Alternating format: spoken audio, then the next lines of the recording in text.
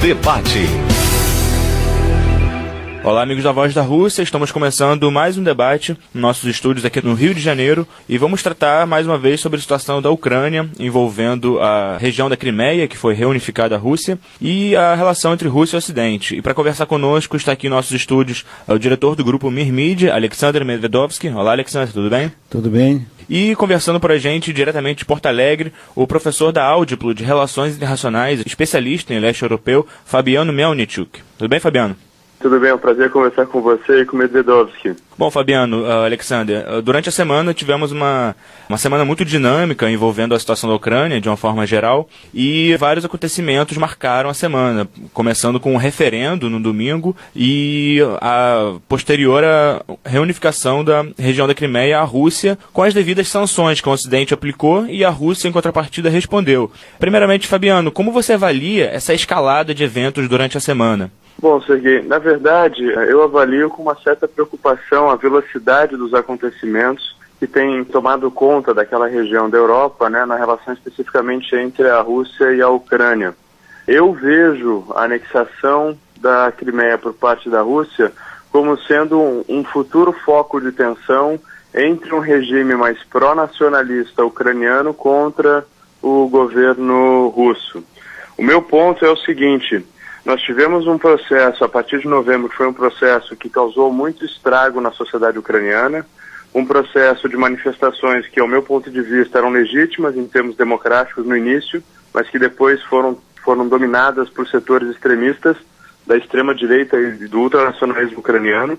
Esses grupos forçaram a situação a tal ponto de que o presidente teve que fugir do país, então houve uma derrubada do presidente, se estabeleceu um governo que é um governo que não tem legitimidade frente a esses manifestantes mais extremistas e também não tem legitimidade frente à maioria da população do leste do país, que é a população de russos, e prontamente esse governo foi reconhecido pela comunidade internacional, os Estados Unidos e a União Europeia sendo os principais interlocutores desse governo, e nós temos a Rússia numa situação que é uma situação de temer pelos seus nacionais na Ucrânia.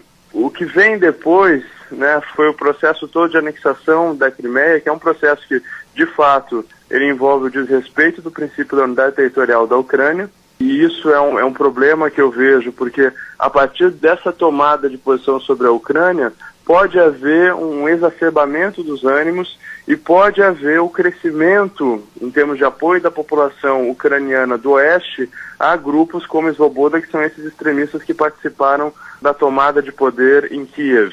Então o meu receio principal é que agora, nas eleições de maio, que são as eleições do país, esses nacionalistas ganhem uma boa quantidade de votos da população ucraniana, cheguem inclusive à presidência do país, e a partir dessas eleições, com a escolha de nacionalistas, eles se sintam legitimados para começar a praticar violência contra os russos na região de Kharkiv, próxima a Kharkiv e próxima a Donetsk. Caso isso se concretize, certamente a Rússia tomará uma atitude semelhante à da Crimeia, só que aí nós teremos já o uso da força. Porque até maio, junho, caso esse cenário de escalada, esse espiral para um confronto, ele se materialize, até maio ou junho nós já teremos esses grupos que tomaram o poder em Kiev, organizados numa guarda nacional e organizados com ajuda ocidental para fazer um conflito. Então o meu receio principal do que aconteceu nessa última semana é de que isso não termine por aqui e comece, de certo modo, um processo de escalonamento para uma guerra envolvendo Rússia e Ucrânia. Eu não vejo ser possível o envolvimento dos Estados Unidos e da Europa num conflito armado. Isso não, porque você está tratando da Rússia, e a Rússia tem um importante arsenal nuclear e é um elemento de dissuasão. Mas eu vejo sim a possibilidade de conflitos dentro da Ucrânia envolvendo russos e ucranianos do leste, e o pretexto seria o pretexto esse de violência dos nacionalistas contra os russos no leste. Isso é o que me preocupa mais nesse exato momento. Alexander, você concorda com o Fabiano no sentido de ver uma possível tensão aumentada entre Rússia e Ucrânia na região, ou você acha que o Ocidente, por não intervir militarmente, como alegou o professor Fabiano, pode aliviar a situação no sentido de o próprio governo ucraniano lavar as mãos da Crimeia? Do meu ponto de vista, desfecho do conflito vai depender muito da compreensão real intenções dos Estados Unidos, que são protagonistas de toda essa situação que foi totalmente organizada e realizada por eles, Só lembrar, de repente a gente fala mais tarde um pouco sobre isso, a início do conflito. O que pensa Estados Unidos, se realmente eles acham que chegaram à linha vermelha ou têm pretensões transformar esse conflito armado, que acredito que é pouco provável, e depende também de acordos políticos entre Rússia e Estados Unidos, porque a União Europeia fica para trás, não está tomando lugar nessa discussão que deveria ter tomado. Outro dia a imprensa publicou notícia que me deixou um pouco mais tranquilo. A notícia foi a seguinte, que o secretário de Ministrações Exteriores da Rússia, Lavrov, e secretário de governo dos Estados Unidos, John Kerry, têm mesmo ideia sobre o futuro da Ucrânia. Qual é essa ideia? Federalização. Essa ideia de federalização, eu acho que ânimos vão acalmar, porque a parte leste da Ucrânia vai ter caminho diferente da parte do ocidente e tudo pode se transformar em um conflito político, mas sem o uso de força. Agora, se reais intenções dos Estados Unidos são diferentes, que eu continuo dizendo que, no meu ponto de vista, ninguém quer, nesse momento, ações militares, eu acredito que caminho acordos políticos em torno da Ucrânia. Fabiano, você mencionou uma preocupação muito grande em relação com um possível conflito entre russos e ucranianos na Ucrânia para além da região da Crimeia. Como você avalia a questão da fronteira ali do leste da Ucrânia, justamente entre movimentação de tropas que já foram noticiadas por parte da Rússia e a dinâmica étnica, digamos assim, na região leste da Ucrânia? Bom, na verdade, eu concordo muito com o Medvedovsky no sentido de que uma alternativa política para a Ucrânia seja uma forma de governo de federação. Aí você teria bastante autonomia para a região do leste e para as cidades e para as regiões onde a maioria da população é russa. Isso garantiria uma certa estabilidade e o receio de uma intervenção russa para proteger os russos do leste da Ucrânia, acho que seria, de certo modo, não teria mais tanta força, né? Os russos não teriam tanto argumento para isso. E os ucranianos do oeste, por sua vez, dando mais autonomia para essas regiões, não poderiam avançar um processo de ucranização da Rússia. Eu sei que isso soa bastante estranho para quem conhece a situação específica da relação entre os ucranianos e os russos, mas infelizmente é esse o discurso que vem do Svoboda, é esse o discurso que vem da região oeste do país, então a gente tem que falar nesses termos. Então eu concordo com essa ideia de federalização, sim. Agora, o meu problema é o seguinte: o Ocidente, ele já se mostrou bastante fraco, e eu não sei se isso foi feito por ingenuidade ou por cinismo, em combater grupos extremistas. Na verdade, na própria Europa tem um ressurgimento neonazista, um ressurgimento fascista importante, e não está havendo um combate a essa ascensão desses movimentos. O que acontece na Ucrânia, de certo modo, representa essa postura ocidental, que é uma postura passiva em relação a essas forças nacionalistas. O Svoboda crescendo eleitoralmente nas eleições de maio, por conta do que aconteceu na Crimeia agora essa semana, do meu ponto de vista, vai dar legitimidade política para que ações mais extremadas sejam tomadas contra os russos. E aí eu não sei qual vai ser a postura do Ocidente para tentar segurar o Svoboda. Atualmente, hoje, ontem e provavelmente nos próximos dias, nós temos visto muitas matérias na mídia ocidental reconhecendo o perigo dos extremistas ucranianos no governo interino da Ucrânia. E é interessante que esse reconhecimento vem na medida em que o próprio o primeiro-ministro interino da Ucrânia, que está negociando com os europeus hoje em Bruxelas, oferece entrevistas, dá entrevistas na CNN e em outras cadeias importantes do ponto de vista ocidental para o fornecimento de informações, dizendo que os europeus compram gás dos russos, que compram armas e produzem tanques com esse dinheiro e que invadem países independentes como a Ucrânia. No momento em que o primeiro-ministro interino da Ucrânia, ele se manifesta na Europa acusando os europeus de ajudarem os russos, isso deixa bem claro o poder desses grupos nacionalistas que logo, logo não vão seguir as políticas ocidentais, não vão seguir, por exemplo, a cartilha do FMI e vão se negar a tomar medidas de austeridade fiscal para organizar as contas do país e vão recorrer a medidas populistas para se perpetuarem no poder. Então, assim, eu acredito que é possível a federalização, isso seria bom para evitar o conflito armado. Ninguém quer o conflito armado, mas se o Ocidente continuar passivo frente aos setores mais extremistas da sociedade ucraniana, eu acredito que o conflito armado é uma possibilidade. Por isso que eu tenho essa minha perspectiva, né? E claro, aí você vê as implicações para essa região do leste da Ucrânia, que é região habitada por russos, e nós já temos acompanhado manifestações, tanto em Kharkiv quanto em Donetsk, de russos e ucranianos entrando em confrontos por conta desses discursos mais extremados. Então eu acredito que o nosso olhar tem que estar voltado para aí. Mas concordo com o Medvedovski, que vai depender da postura de negociação da Rússia e dos Estados Unidos. Nesse sentido, a minha opinião é de que deveria ser dado muito valor para a iniciativa de cooperação, que é o Conselho da OTAN e da Rússia dentro da OTAN, com a participação do presidente da Federação Russa, com a participação do secretário-geral da OTAN, e que esses contatos têm que ser intensificados para evitar que o conflito aumente. A postura da OTAN foi de cortar as relações com a Rússia e começar a repensar os anos de cooperação desde o fim da Guerra Fria. Eu acredito que essa postura não é correta. Na verdade, agora o que deve haver é um acordo entre os líderes mundiais para evitar que essa situação leve a uma guerra maior. Medvedovski, você concorda que nesse processo envolvendo a situação da Ucrânia, existe uma visão por parte da OTAN e dos Estados Unidos, da União Europeia, uma visão ainda muito ocidentalizada no sentido de ignorar os interesses russos na região pós-soviética? E por isso evitar, às vezes, uma mediação, como mencionou o Fabiano? Deveria existir, mas quando você lê declarações de políticos ocidentais, principalmente dos Estados Unidos, começa a ter dúvida.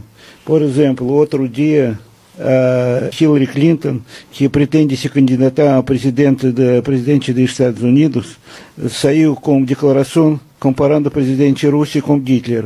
Obviamente, se ela for eleita, de que maneira ela vai poder negociar com o presidente Putin, e ao mesmo tempo, depois disso, ela falou sobre a necessidade de negociações políticas. Então, claramente, muitos políticos dos Estados Unidos, principalmente Estados Unidos, são com a cabeça exaltada.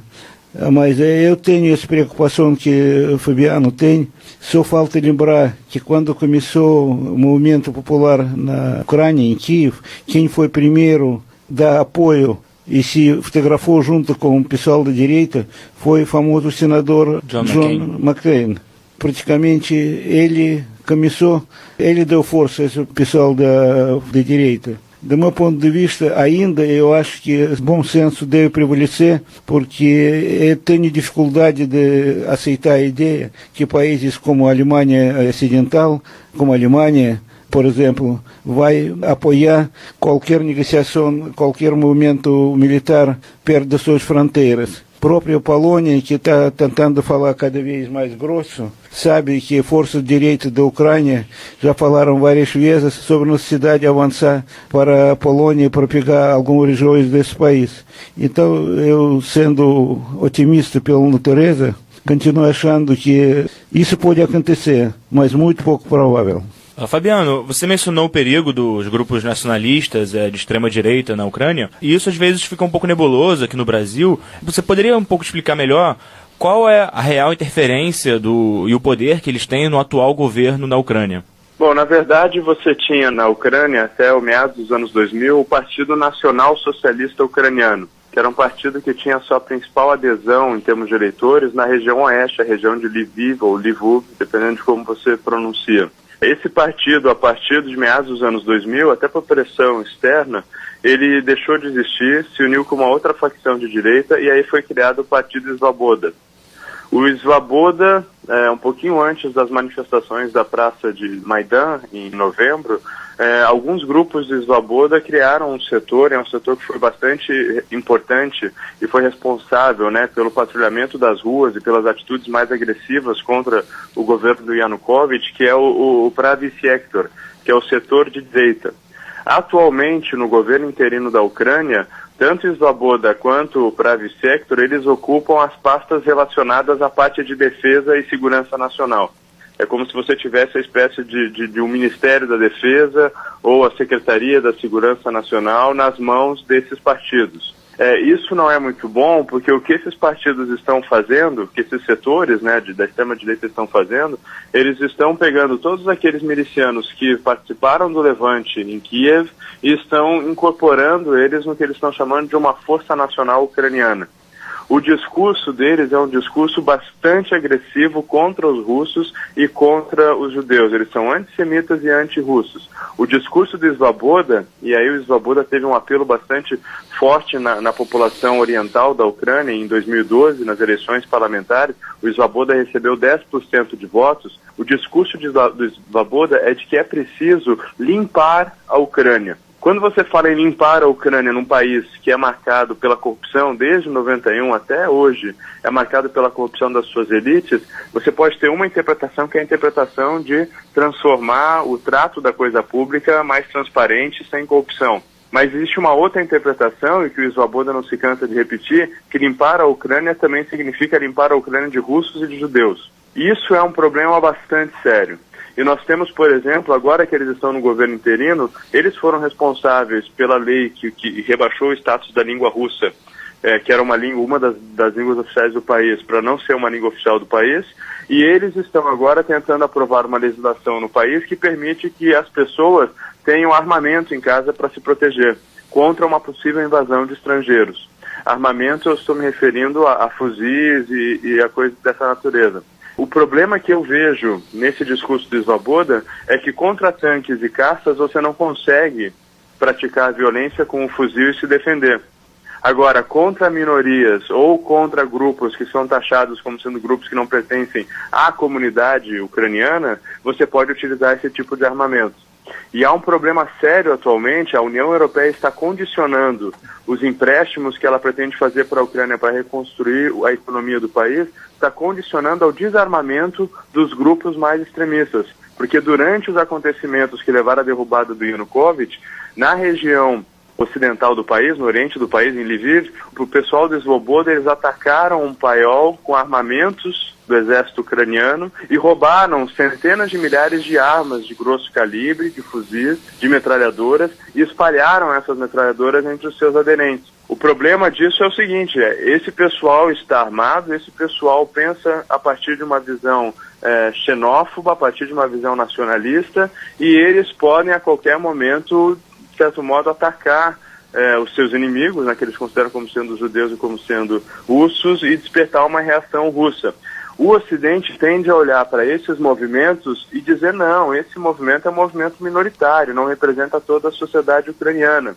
O grande problema é que, além do Svoboda e do Pravi Sector, os outros membros do governo interino são membros associados ao partido, né, da pátria ucraniana, que seria o partido, e aí eu não sei como nós podemos falar isso em russo ou ucraniano, que é o Motherland, como a gente utiliza no inglês para falar, que é a informação que chega em inglês, que é o partido da Yulia Tymoshenko e que é o partido do atual representante ucraniano interino. Esses outros políticos que seriam uma alternativa à direita são políticos que comprovadamente têm problemas com corrupção. São políticos que fizeram parte do governo do Yushchenko, passaram os últimos 5 anos no poder, não resolveram a situação econômica do país e, por exemplo, no caso da Tymoshenko, que foi libertada depois das manifestações, agora há pouco tempo já apareceu na imprensa europeia, no The Independent, da Inglaterra, a descoberta de uma conta de 40 milhões de euros vinculada ao nome da Tymoshenko por conta do marido dela, que era um grande empresário ucraniano,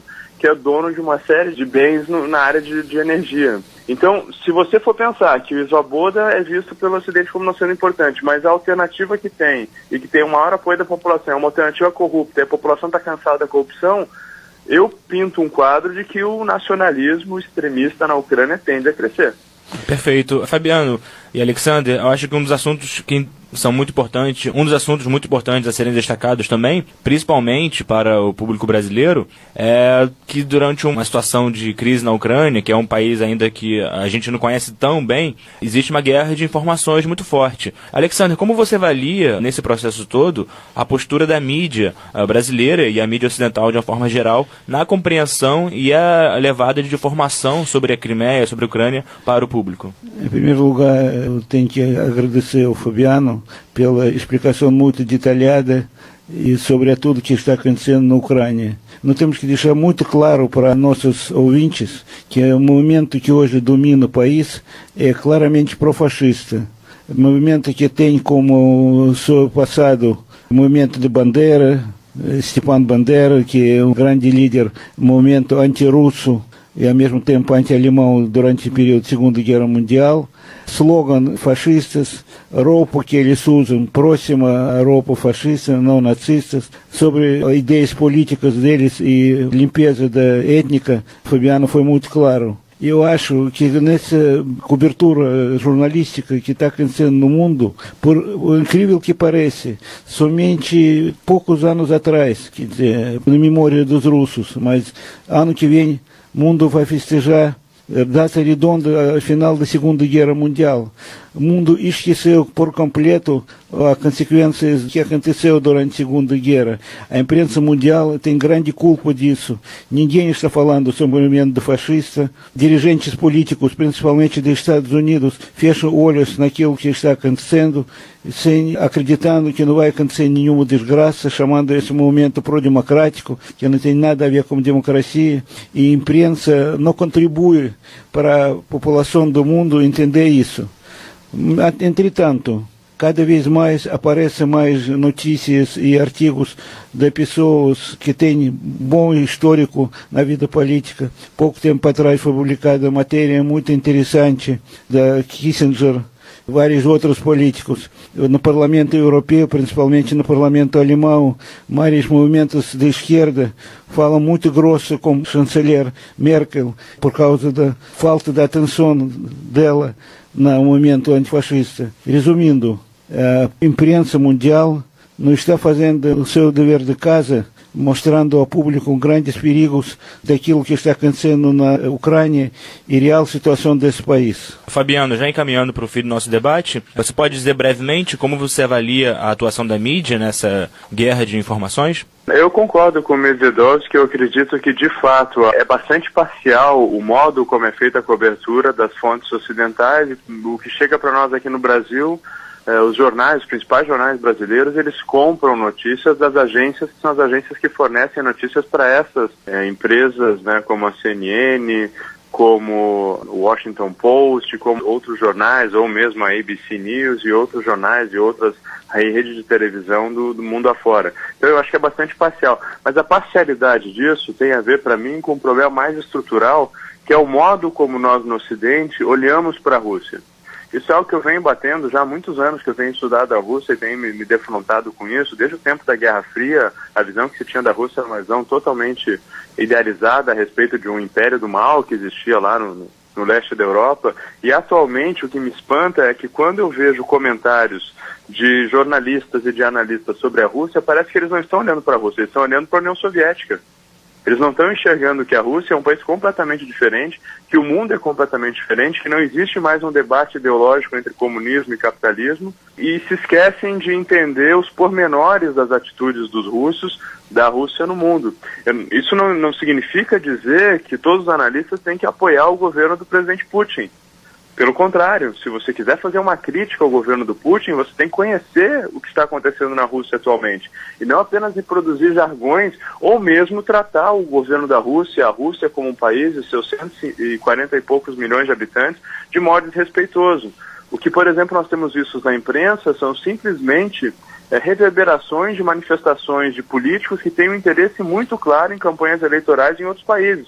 O John McCain, que foi citado pelo Medvedovsky, ele está se referindo, além de ter ido na Ucrânia, né, para incentivar os movimentos de levante contra a postura do presidente de ter se recuado de um acordo comercial e ter aderido a um acordo que trazia muito mais benefícios econômicos imediatos para a Ucrânia, que foi o acordo com a Rússia, e isso é super legítimo do ponto de vista democrático. O John McCain se refere à Rússia como sendo um posto de combustível que aspira a ser um país. Se algum republicano chegar ao poder em breve, como vai ser a negociação dos republicanos com os russos? Por conta disso, inclusive, eu acredito, os russos eles aplicaram sanções ao John McCain. Se você for pensar, por exemplo, na Hillary Clinton, que está comparando Putin a Hitler, nesse momento histórico, que é completamente diferente a situação, eu concordo com o Medvedovsky. Como vão ser as relações entre a Rússia e os Estados Unidos posteriormente? O grande erro aqui é olhar para a Rússia e não enxergar a Rússia, enxergar um passado soviético, e nós sabemos que o modo como nós no Ocidente olhamos para o passado, para a União Soviética no passado, era super condicionado por interesses políticos e interesses econômicos. Existe toda uma construção de um personagem, que era um personagem que precisava ser combatido para garantir a unidade do mundo ocidental. esse discurso que está sendo repetido pela Europa e pelos Estados Unidos não cola mais. O interessante seria que os europeus e os americanos sentassem e discutissem com os russos, entendessem os reais interesses dos russos na região e parassem de dizer que os russos fazem campanha criando a imagem de que existem forças extremistas que são fascistas na Ucrânia, quando na verdade elas existem. E o Ocidente trata como se isso fosse uma invenção russa para legitimar uma ação. Não, essas forças estão lá, essas forças são perigosas. A Europa sabe o quanto elas são perigosas. Então, o melhor caminho a partir de agora seria, primeiro, olhar para a Rússia e enxergar a Rússia. Esse é um principal ponto. Segundo, depois que você enxergou a Rússia, entendeu quais são as necessidades da Rússia, entendeu como é que é a situação na Ucrânia mesmo, estabelecer um diálogo respeitoso para atender aos interesses dos russos e tentar atender também aos interesses do ucraniano, preservando o que existe ainda do território ucraniano. Eu acho pouco provável que a Crimeia vá voltar para a Ucrânia. Isso é uma coisa inconcebível, pelo menos a curto prazo. Mas um acordo para garantir a integridade territorial do resto da Ucrânia, eu acho que isso poderia ser facilmente alcançável se os ocidentais se comprometessem em garantir a proteção dos russos e interesses econômicos russos na região. Isso não quer dizer desrespeitar a soberania ucraniana. Não quer dizer as grandes potências tratarem a Ucrânia como uma marionete. Pelo contrário, quer dizer preservar a Ucrânia, porque a Ucrânia é um país que tem um poder de barganha entre o Ocidente e entre a Rússia, porque é um país estrategicamente localizado entre a fonte de energia a Rússia e o consumidor, que é a Europa, mas é um país que, exatamente por conta dessa força, também tem uma fraqueza e precisa que essas duas partes negociem. Então, nenhuma postura nacionalista da Ucrânia vai ajudar nesse momento. Nem tanto a Europa e nem tanto a Rússia. A Ucrânia pode utilizar esse poder que ela tem em termos de localização estratégica para fomentar um diálogo. Agora, isso não acontece com o extremismo. Eu acho que é esse que é o ponto, que foi o ponto que o Ocidente não percebeu e que a Rússia está tendo que reforçar muito. Mas em relação à imprensa, eu queria dizer uma última coisinha, um ponto mais positivo, né, já que o Medvedov costuma ser bastante positivo e eu sou um pouquinho mais pessimista em relação ao que tem havido, que uma grande mudança no cenário da imprensa internacional em relação à Rússia foi a criação da RT, da televisão da Rússia, que transmite notícias de um ponto de vista russo para o mundo e já está tendo uma audiência espetacular no mundo todo e tem trazido à tona notícias que circulam nas redes sociais e que informam as pessoas que não se contentam em receber aquelas notícias que são reproduzidas a partir do estereótipo da Rússia como uma potência imperialista e expansionista. Fabiano, RT você quis dizer a Russia Today, certo? Isso, perdão, é a Russia Today, exatamente, que é a televisão russa, né, que tem canais, inclusive nos Estados Unidos tem um canal aberto da Russia Today e que na internet você tem um acesso fácil via YouTube aos noticiários em inglês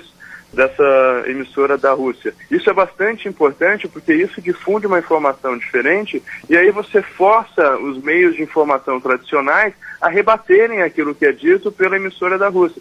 Eu não estou dizendo que tudo que a Russia Today fala é verdade. Eu acho que tem um componente ideológico bastante forte, assim como tem um componente ideológico bastante forte do Ocidente. Mas é importante que haja contraponto. É só com contraponto e com a discussão de ideias contraditórias que nós vamos conseguir alcançar um resultado que seja um resultado que, de certo modo, agrade a todas as partes. Fabiano, acho que você vai gostar de saber que desde 1º de abril desse ano nós estamos unindo com a Russian Today para fazer um projeto conjunto, a Russian Today, a Novosti, a Agência Notícias e Hoje da Rússia. Olha, que ótimo, hein? Parabéns, Medvedov. Essa é uma medida bastante interessante para quem busca informação diferente aqui no Brasil. Bom, então vamos encerrando nosso debate. Acho que nós contribuímos bastante para entender a situação na Ucrânia, analisando todas as questões que envolvem a Ucrânia e traçando inclusive algumas perspectivas para o futuro. E vamos continuar acompanhando os eventos na Ucrânia. E para isso agradeço enormemente a participação do Fabiano Melnick, professor da Audiplo. Obrigado, Fabiano. Obrigado, Sergei. Foi um prazer conversar com você, com o Medvedov e para os nossos ouvintes da Voz da Rússia. Alexander, muito obrigado pela sua participação também. Obrigado pelo convite, foi muito bom conversar com vocês. Então até a próxima. Eu sou o Sergei Monin para o programa Voz da Rússia.